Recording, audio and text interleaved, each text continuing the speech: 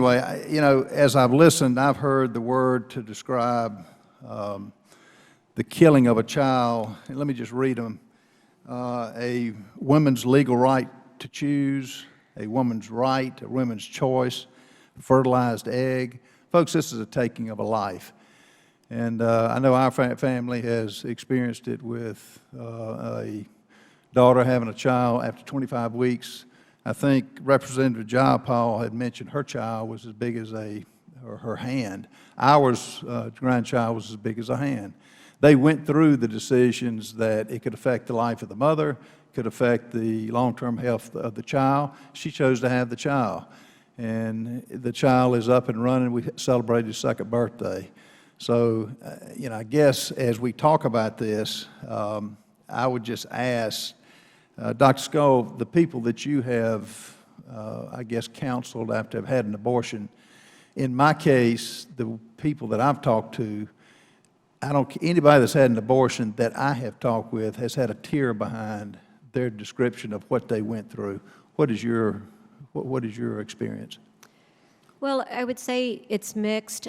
Some women will not talk to me about it, and I believe that there's, we hear that 1 out of 4 American women have had abortions, but when I do new patient evaluations, it's not nearly 1 out of 4 that will report that on their history. So, there was some discussion earlier today about shame and stigma, and it is true that women experience shame from their abortions, but it's not because of Republican lawmakers. It's because they know that they've ended the life of their child. When counseling a woman, if they do give me the history of an abortion, I do try to look into that a little bit. How do you feel? Many times just asking very gentle questions, 20 years later, tears will come to their eyes. So they still feel regret and sadness in many cases. Perhaps if they've had multiple surgical abortions, I will do proactive monitoring, measuring cervical length, make sure that if they are beginning to have an incompetent cervix, that we can treat that and we can be proactive. It wasn't really brought up in this hearing, but I do want to make the point, many times we hear about abortion for the life of the mother. And as an OBGYN caring for many women, I have never had to refer a patient for an abortion to save her life.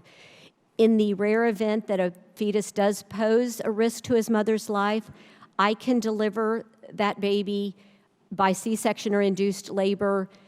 Many times he can be saved. If he can't, his mother can hold him and love him until he passes away. So there is a very, we can deal with these hard cases in a very humane way. I agree.